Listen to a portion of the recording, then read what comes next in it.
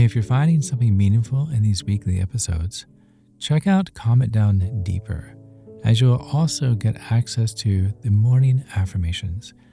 2 minutes of morning affirmations every weekday to encourage you to put the first foot on the floor out of bed. Check it out at calmitdownpodcast.com and look for Deeper. I wonder if you're the person who takes it a little harder than you let on when someone cancels. Is this you? It's okay. Me too. Not because you were desperate for the plans. No. Not because you had nothing else to do. Oh, gracious, no. You would have been perfectly happy staying home. Honestly, it's just something changes. The text comes in. Oh, I'm so sorry. Can we rain check? Before you've even typed, yeah, sure, no worries at all. Your evening just feels different. The house feels quieter, and dinner tastes, I don't know, a little different. The chair across from you suddenly has your attention, and it's strange how one empty chair can change an entire room. Someone leaves work early, and you barely think about it. A table at the restaurant, it seems empty, and it really just doesn't register. But somehow, when the empty chair was supposed to be filled by someone you were looking forward to seeing, it carries a different kind of weight. Not because the chair has changed, because for a moment, something inside you did. I'm Chad Lawson, and let's calm it down in 3, 2, 1. I've been thinking lately about how quickly our calendars become storytellers as I stare at mine endlessly, trying to find an open space. But a lunch gets moved, or a coffee gets canceled, or someone says they can't make it after all. Listen, objectively, almost nothing happened, right? Your Wednesday became a quieter Wednesday, and that's it, nothing more. And yet our minds are really creative. Without asking permission, they begin filling in the blanks, right?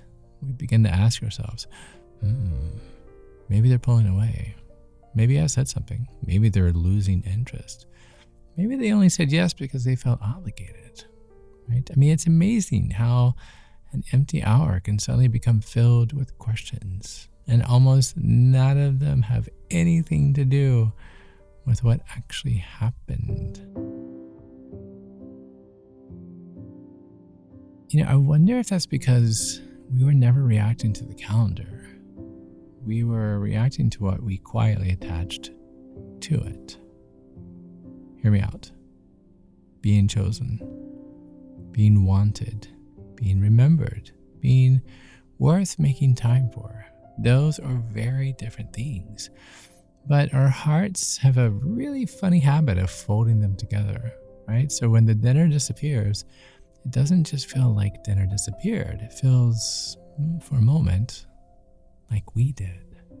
And here's the really difficult part. Sometimes people really are busy, right? Sometimes their kid gets sick. Sometimes work runs late. Sometimes they're just exhausted. Aren't we all? Sometimes they looked at the week ahead and realized they didn't have enough of themselves left to give anyone. That's a big deal.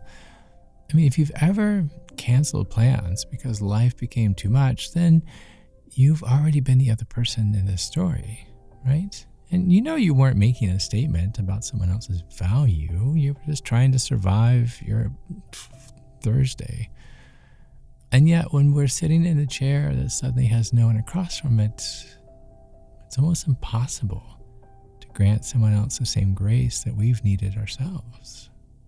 I think a lot of times it's because rejection and solitude, they can feel really similar. They both sound quiet. Remember, rejection, solitude, right? So they both sound really quiet. And they both leave empty space where something was expected. And from the outside, they can even look the same. but they are not the same experience, not even close. One says, no one chose me. The other simply says, tonight, I'm by myself. Those are entirely different sentences. So somewhere along the way, though, we started translating one into the other. The loneliness doesn't usually begin when the plans are canceled. It begins with the story that arrives a few seconds later, right? The story that says, see, this is what people eventually do. You weren't that important after all. And the hardest part is that story. Well, it sounds familiar. Not because it's true, but because you've heard it before. Maybe from another season, right? Or another relationship, or another version of yourself that learned to brace for disappointment before it even arrived. Old stories, they have a way of borrowing new evidence, even when the evidence doesn't belong to them. So let's gently separate two things that have been holding hands for a very long time, okay? Being alone and being abandoned. One is a circumstance, the other is a conclusion. One describes where you are, the other tells you what you're worth. Those are not the same thing. An empty chair is not proof of an empty life.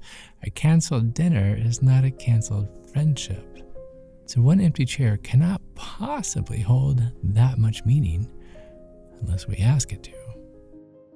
So this is something that I've been trying to practice myself. When plans change, I try not to immediately ask, what does this say about me? Instead I ask, what else could be true? Maybe they're overwhelmed. Maybe they need rest. Maybe today simply got away from them. Maybe they'll call tomorrow. Or maybe nothing is wrong at all. It's a really gentle question, not because it guarantees a happy answer, but because it reminds us that we're not the most reliable narrator when we are hurting. Am I right? We're not. So here's your practice this week. If an empty chair finds its way into your evening, don't rush to fill it. Not with worry, not with assumptions, not with stories about your own worth. Instead, light the candle anyway. Order the meal you were looking forward to having. Take the walk, watch the movie, read the chapter. Not as a consolation prize, not because you're pretending it doesn't matter, but because your evening, it still belongs to you. The presence of another person has always added to your life. It was never the thing that gave your life value. Did you hear that? The presence of another person has always added to your life. It was never the thing that gave your life value. Maybe that's what growing older slowly teaches us. There's a difference between being alone and being left behind. One can actually become peaceful. The other was never determined by a calendar in the first place. So the next time an empty chair catches your attention, don't let it become a mirror. Let it simply be a chair. Because your worth is never dependent on who happened to be sitting across from you on a Thursday night. So yeah, sometimes a canceled plan feels much bigger than a canceled plan. Not because of the empty hour, but because of the story that we quietly attach to it. So this week, if your calendar changes, resist the urge to make it mean something about your worth. Ask yourself one question, one gentle question instead. What else could be true?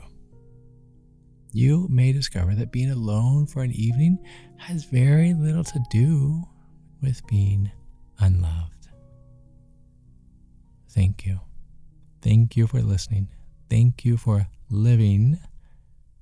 And until next time, be kind to your mind and join me again as we calm it down.